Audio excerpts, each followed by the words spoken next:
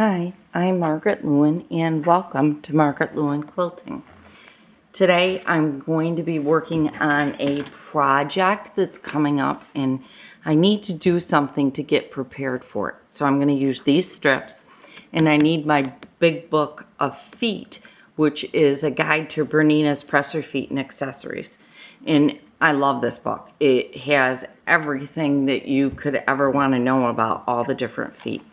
Today we're going to be working with, let me get the page turned, the ruffler, which is number 86. And what the ruffler does is it creates, I'll show you over on this side, it creates ruffles like this that can either look like pleats or like ruffles. And I haven't decided which I really want mine to look like yet, if I want it to look like pleats or if I want it to look like ruffles. So I'm hoping you guys are going to help me with that. So how you determine the size of your pleats or your ruffles is right here on the foot. And I'll show you my foot and that will help you to see it, I think. So you can see, I hope, right here on the foot there's a number 0, 12, 6, and 1. And what those numbers mean is you won't get any pleats at all is the 0 for every single stitch. The second number 12 means that every 12 stitches the foot will make a pleat. The 6 means that every 6 stitches the foot will make a pleat. And the 1 means that every single stitch it will. Okay? Down here on the front of the foot there's this little screw, and this changes the depth of the pleat. So if you want it deeper, so you want a, let me show you with the fabric. You want a larger pleat, so you want more back in, you would turn it one way, and if you want less, you would turn it the other way. Now that's not something that I'm going to play with today, the depth of it, because I think the depth that it's already set up at is fine. I don't have any issues with it. This attaches where your normal foot attaches, and this attaches around one of the shanks, the shank that holds your needle in your sewing machine. And then your fabric threads through here, right down through here. And let me see if I can. I found that it's easier if we can push this in, but it doesn't push in when I've got it freehand. I've got to have it on the machine. So what you're going to be doing is putting your fabric right in through there. And hopefully you can see that and it helps. Sorry about the sun, but it's shining today. So, all right, I'm going to put this on my sewing machine. It is a little tricky to get on, but it's not too bad. Just be patient with it. And once I get it on the machine, I'm going to show you exactly how I'm doing all three. I'm going to insert my fabric now. Trying to get my thread to the back. And here I go right in between these two, right in between there so that those little feet grab it. I'm going to push this forward just a little bit because I want it to catch it. And hopefully my arm's not in your way. But there's two things I need to do. I need to keep it over towards this edge, okay, and I need to get it inserted. So there I go.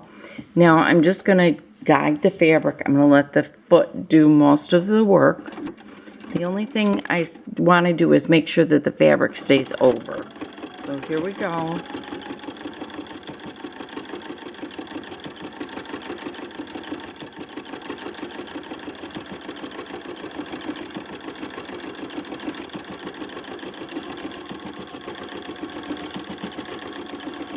Alright, here's the one stitch for, or one pleat, I should say.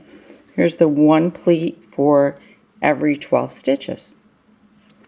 Next thing I'm going to do is I'm going to move it over so that I do a pleat for every 6 stitches. Let's see if I can get this in. One of these days I'm going to have to show you what I look like when I'm trying to feed these things in here, working around a camera. All right, here we go. So now I'm at 6 stitches and then 1 pleat. So here we go. Whoop. See, I didn't have it in far enough. So let me get it in a little bit farther.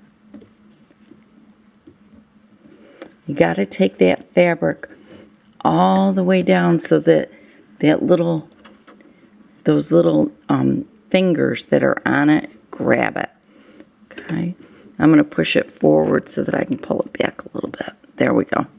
All right, here we go. So now this one again is every 6 stitches, 1 pleat.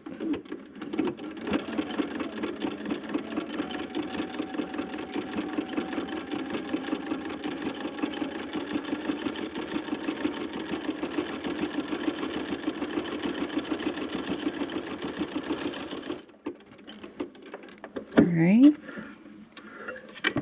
So here we go with that. Isn't that kind of pretty? The last one that I'm going to do is I'm going to do 1 pleat for every single stitch I take.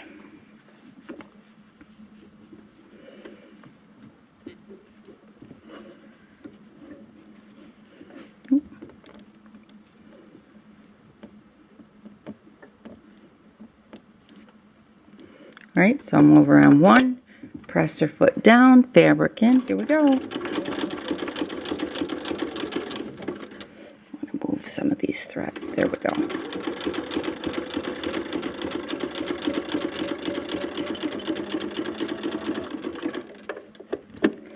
Alright, so here's the last one, and this is a pleat for every single stitch. Here are all 3 of my little test projects all done up. So this is what I've got, and I've labeled, hopefully you can see it, I've labeled each and every one. So this says 1 pleat every 12 stitches. It originally was 12.5 inches long, and now it's 8.25. This is my second one, and this is 1 pleat every 6 stitches. It was 12 inches and now it's 6.5. So you need almost double the fabric on that one. That one's easy to figure. And then on this last one, this is 1 pleat every stitch, and it went from 12 inches all the way down to 3.25 inches. So that was quite a difference in the size of of what you need for fabric to do it. So what I need you guys to do is, if you would please tell me which ruffle or pleat you like the best. Now, I know you don't know what the project is for, but it will be coming up soon, I promise. And what I'm going to do with these now is I'm going to put them right in my big book of feet, so that the next time I go to do something with a ruffle or a pleat on it, I can just refer right back to these to see what they look like and know what it is that I want to do. So there's just a little quick tip from Margaret Lewin Quilting, and don't forget to leave a comment below on which pleat you like the best, and I'll see you again really soon. Thanks so much for joining me. Have a great day. Bye.